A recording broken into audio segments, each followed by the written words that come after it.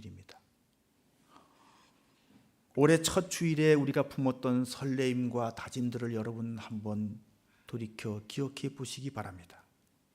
52주라고 하는 시간은 참으로 빠르게 지나갔습니다. 달력의 마지막 장을 넘기며 우리는 자연스럽게 지나고 있는 시간들을 되돌아보면서 반성해 보게 됩니다. 사실 반성이라고 하는 단어는 우리에게 조금 무겁게 다가옵니다. 어릴 적 학교에서 숙제를 안 해서 반성문을 썼던 기억이 있지요. 또 실수를 해서 자책했던 그런 순간들, 그런 것들이 떠오르기 때문에 그렇다고 생각합니다. 하지만 신앙에서의 반성은 세상에서의 후회와는 다른 것입니다. 세상의 반성은 내가 왜 그랬을까라고 하는 자책으로 끝나지만, 신앙의 반성은 그럼에도 불구하고 하나님께서 나를 사랑하셨구나, 이 은혜를 발견하는 시간이기 때문에 그렇습니다. 오늘 이 시간 2025년을 되돌아보면서 거룩한 반성을 통해서 하나님의 사랑을 확인하고 새 힘을 얻는 귀한 시간이 될 수 있기를 주의 이름으로 축원합니다. 아멘. 김영승이라고 하는 시인이 쓴 반성이라고 하는 책이 있습니다.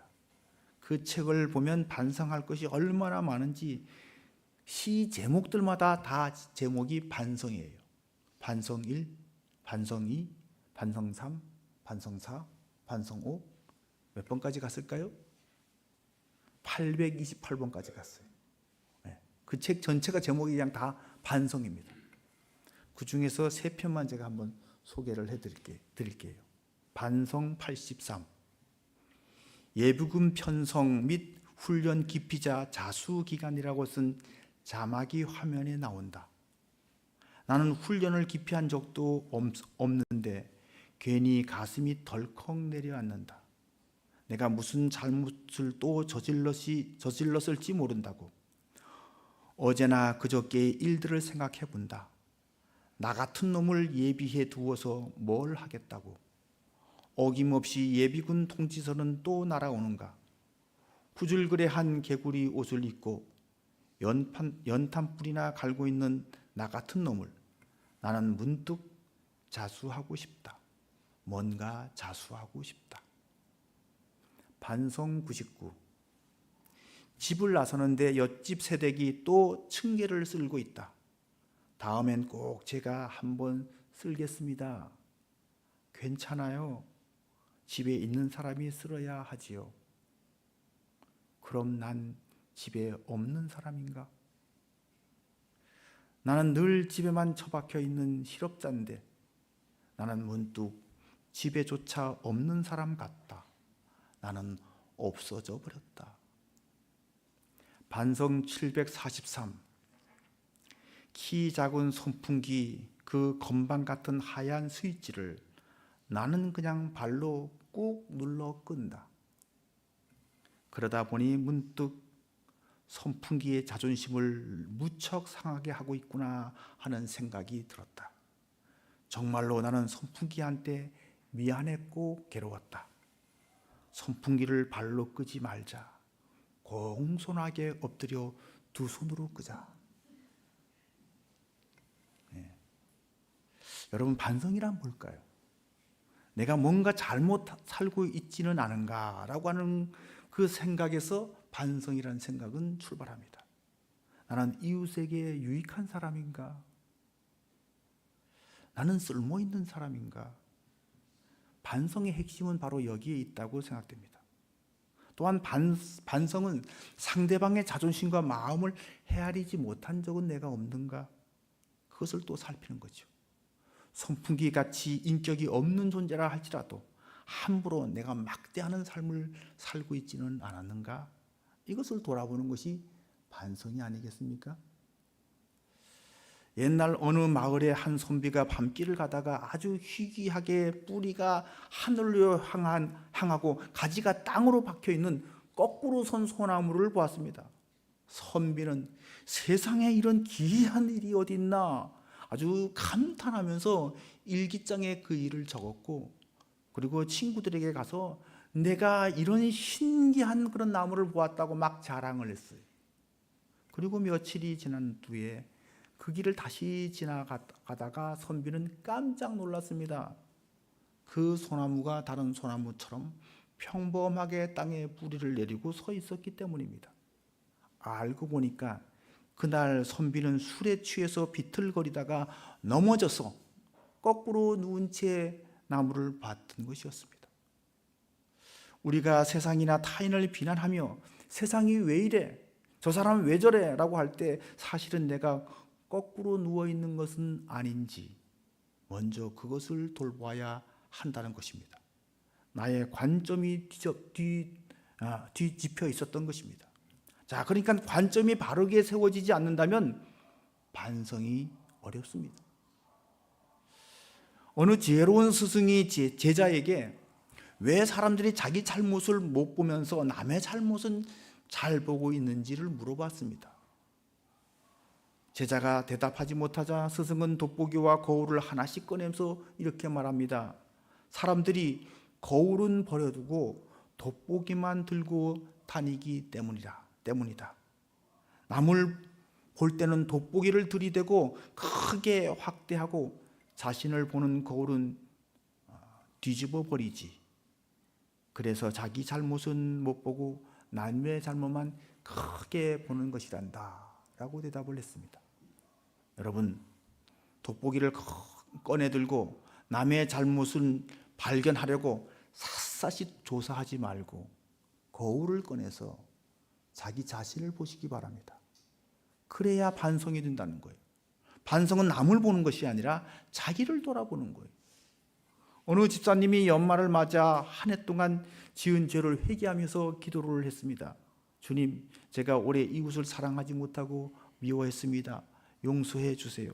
간절히 기도하던 중에 갑자기 지난주에 길거리에서 붕어빵 3개를 사고 돈은 2개 값만 냈던 것이 기억에 떠올랐습니다. 마음에 찔린 집사님은 다시 기도합니다. 주님, 붕어빵 값 1,000원을 빼먹은 것도 회개합니다. 그렇게 회개를 하고 기도를 마쳤는데 기도를 마치고 나니까 문득 이런 생각이 드는 거예요. 그때 그 붕어빵 다 식은 거였었는데 하나는 팥도 거의 없었으니까 2개 값만 낸 게 공평한 거 아니야? 내가 3개 값을 다 냈으면 손해볼 뻔했네. 결국 집사님은 방금 했던 회개를 취소하면서 이렇게 중얼거립니다. 주님, 방금 붕어빵 회개는 잠시 보류하겠습니다. 제가 다시 계산해 보니까 1,000원 더 줬더라면 손해보았을 것 같네요. 우리의 반성도 이런 반성 아닌가요?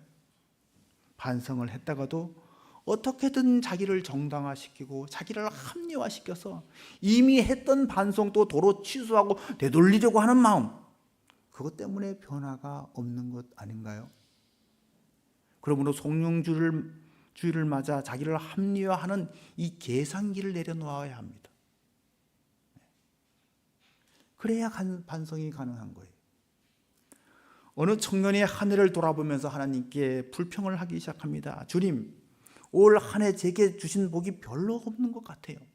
내 주머니를 보니까 하나도 남는 것이 없어요. 그러자 하나님께서 빙그레 웃으면서 말씀하셨습니다. 얘야, 내가 내 주머니에 매일 감사라고 하는 동전을 넣어주었단다. 청년이 주머니를 뒤집어 보니까 거기에 커다란 구멍이 있었습니다. 하나님이 주신 은혜와 기쁨의 동전들이 그 구멍으로 다 빠져나갔던 것입니다. 그런데 청년은 구멍난 자기 주머니는 탓하지 않고 하나님이 동전을 안 주셨다고만 원망하고 있었던 것입니다. 여러분, 그동안 우리가 불평했던 것, 원망했던 것, 짜증 부렸던 것, 사실 하나님께서 은혜를 주시지 않아서가 아니라 하나님께서 주셨는데 내 주머니가 구멍나서 나의 영적 태만의 구멍, 습관화된 불평의 구멍, 이 모든 그것이 그 모든 은혜와 감사거리를 잃어버리게 만든 것은 아닐까요? 그러므로 반성이란 뭡니까? 구멍난 내 주머니를 수선하는 겁니다. 그래서 관점이 바꾸어야 반성이 가능하고, 여러분, 뭘 파헤쳐서 따져보겠다고 하는 돋보기 같은 그 집착은 우리가 버려야 반성이 가능하고, 남 탓하고 하나님 탓하는 불평과 원망의 구멍난 주머니를 꿰매야 반성이 가능한 겁니다. 아멘. 자, 오늘 본문으로 이제 들어가 보겠습니다. 우리가 은혜로 채워지는 거룩한 반성을 하기 위해서 뭘 어떻게 해야 하는지 오늘 본문은 우리에게 분명히 가르쳐 주고 있습니다. 첫 번째로 멈춰 서서 생각해야 된다는 거예요. 59절에 이렇게 말합니다. 내가 내 행위를 생각하고, 내 행위를 생각한다는 거예요. 나를 돌아본다는 거죠. 여러분, 2025년 한 해를 치열하게 달려왔습니까? 분주하게 앞만 보고 달렸습니까? 내가 열심히 달리는 동안 내 영혼의 상태가 어떤지, 내가 지금 바른 길로 가고 있는지 생각할 겨를도 없이 여러분 분주했습니까? 진정한 반성은 멈춤에서 시작된다는 거예요. 자동차가 방향을 바꾸려면 속도를 줄여야 하듯 우리의 영혼도 속도를 줄이고, 아니 멈춰 서서 내 행위를 생각하는 시간이 필요하다는 거예요. 유명한 산악인들이 하는 공통적인 조언이 있습니다. 산속에서 길을 잃었을 때 가장 위험한 행동은 당황해서 빨리 걷는 것이라는 겁니다. 길을 잃었다는 것을 깨닫는 순간 사람들은 본능적으로 불안해져서 어디든지 속도를 내어 가려고만 합니다. 하지만 그럴수록 더 깊은 늪이나 낭떠러지로 가게 되어 있습니다.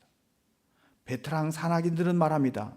길을 잃었다고 생각될 때가 바로 앉아서 쉬어야 할 때다. 일단 멈추어 서서 숨을 고르고 높은 곳으로 올라가 내가 걸어온 길과 가야 할 방향을 조망해야 살 길이 보인다 그랬어요. 우리 인생도 마찬가지입니다. 2025년 한 해 동안 우리는 길을 잃지 않으려고 더 빨리 달렸는지도 모르겠습니다. 하지만 지금은 속도를 낼 때가 아니라 잠시 멈춰서서 하나님이라고 하는 높은 바위에 올라서 내 삶을 조망해보며 생각해야 할 시간이라는 거예요. 내가 올해 하나님보다 더 사랑한 것은 없는지, 가족과 이웃에게 따뜻한 말보다 차가운 비판을 더 많이 쏟아내지는 않았는지, 기도의 자리보다는 염려의 자리에 더 오래 머물고 있었지는 않았는지, 친절보다는 미도보다는 불평과 찡그림이 더 많았던 것은 아닌지, 이 질문들 앞에서 우리는 고통스러울 수 있습니다. 하지만 여러분, 우리의 연약함을 증명하는 것을 여러분 두려워해서는 안 됩니다.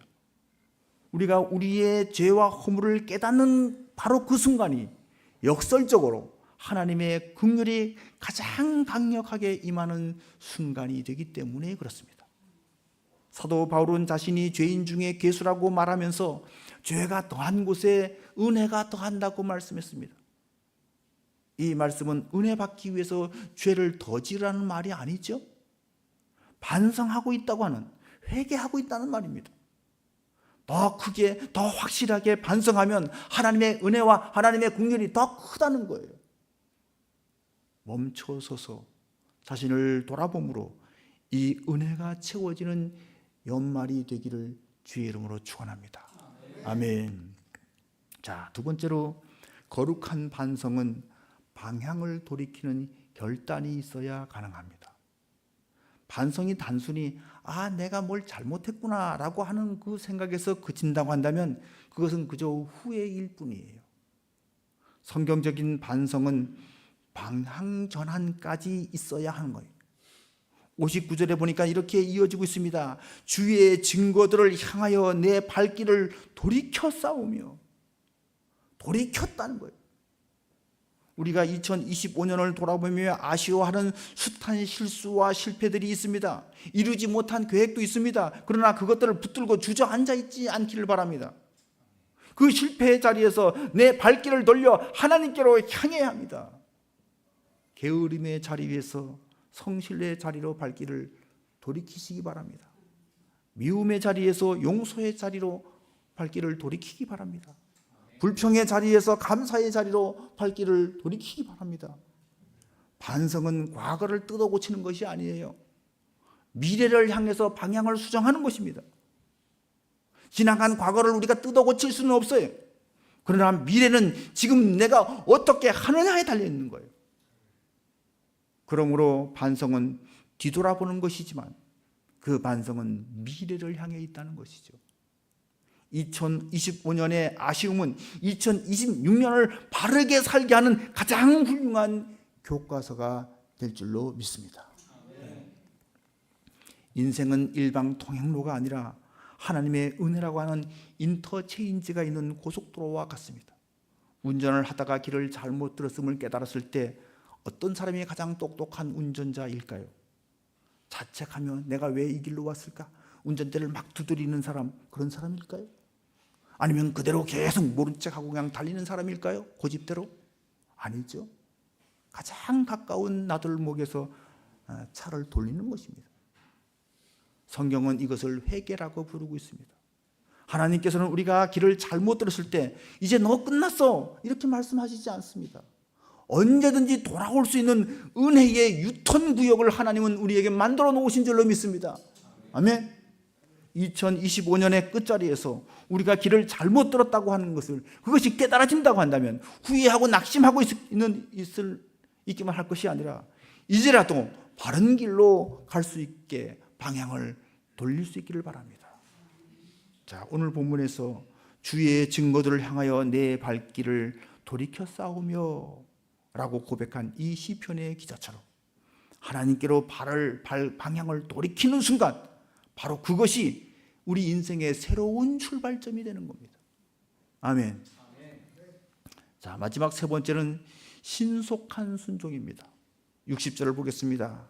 주의 계명들을 지키기에 신속히 하고 지체하지 아니하였나이다.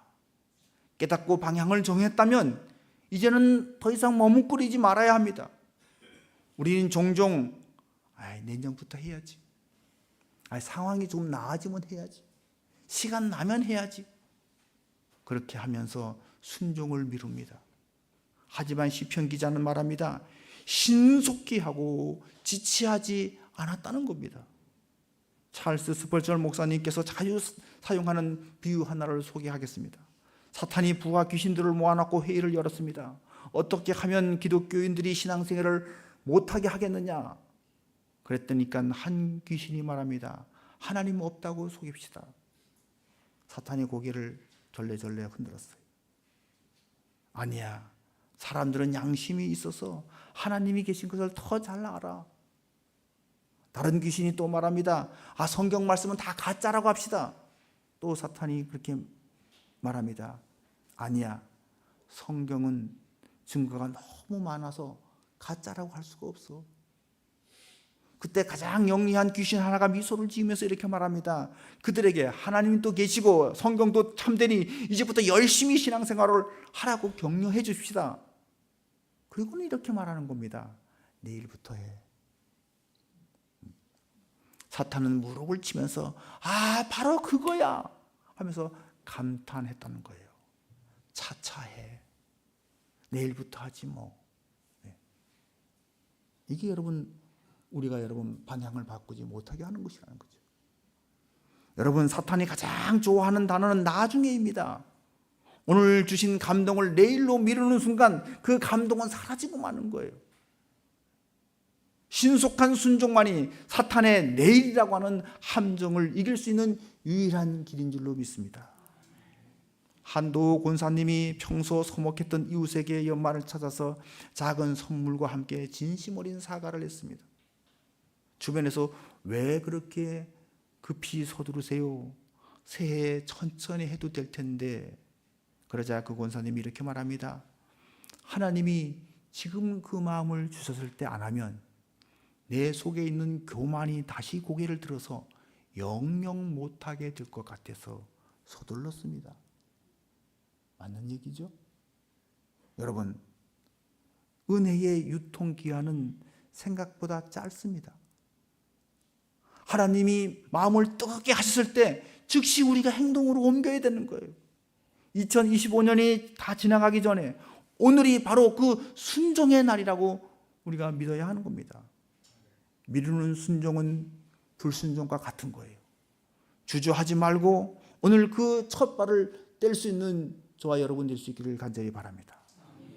소방서에 화재 신고가 접수됐을 때 소방관이 지금 밥 먹고 있으니까 10분만 있다 갑시다 라고 한다면 어떻게 될까요? 불길은 1초가 다르게 번져나갑니다. 소방관에게 가장 중요한 덕목은 실력 이전에 뭘까요? 즉각적인 반응이에요. 비상벨이 울리면 즉각적으로 그냥 자리를 팍 차고 일어나 뛰어나가는 거예요. 우리의 영혼의 문제도 이와 같다는 것이죠.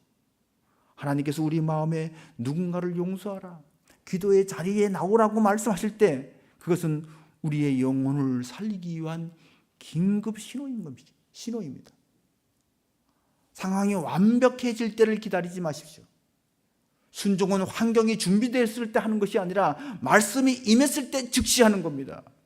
신속한 순종이 우리 인생의 황금기를 놓치지 않게 하는 것입니다. 오늘 송년주일이 바로 그 결단의 날이 되어야 할 줄로 믿습니다. 2025년을 다 보내기 전에 아직 풀지 못한 관계의 매듭들이 있다면 오늘 풀어야 되는 겁니다. 아직 하나님 앞에 드리지 못한 헌신의 고백이 있다면 여러분 지금 드려야 되는 거예요. 우리의 반성이 아름다운 것은 그 끝에 다시 시작할 기회를 주시는 하나님의 은혜와 사랑이 있기 때문입니다. 하나님은 우리의 지나간 1년을 평가해서 점수만 매기시는 분이 아니라 넘어진 우리를 다시 일으켜 세우셔서 다시 뛰게 하시는 좋으신 하나님이시기 때문에 그렇습니다. 사랑하는 성도 여러분, 반성은 마침표가 아니라 이음표입니다. 2025년의 마지막 주일, 우리가 하는 반성은 우리의 인생을 실패로 확정짓는 마침표가 아니라는 거예요. 오히려 하나님의 은혜와 새로운 새해를 연결해주는 이음표인 겁니다. 지난해 분주했던 나의 모습을 십자가에 내려놓기를 바랍니다. 그리고 그 빈자리를 하나님의 은혜로 채울 수 있기를 바랍니다. 내가 계획대로 살지 못했어도 하나님은 한결같이 우리를 인도해 주셨음을 인정하는 것이 진정한 송년의 의미가 되는 것입니다. 돌아봄이 있기 때문에 나가는 거예요. 반성이 있기 때문에 희망도 있는 겁니다.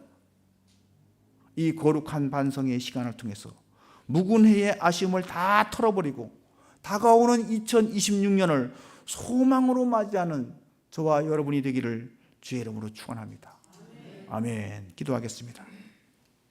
하나님 아버지, 2025년 한 해를 지켜주신 은혜에 감사를 드립니다. 주님 뜻대로 살지 못했던 우리의 허물을 이 시간 회개하오니 십자가 보혈로 덮어 주시옵소서. 우리의 반성이 후회로 끝나지 않게 하시고 주님께로 발길을 돌리는 새로운 시작이 되게 해 주시옵소서. 예수 그리스도 이름으로 간절히 기도드렸사옵나이다. 아멘.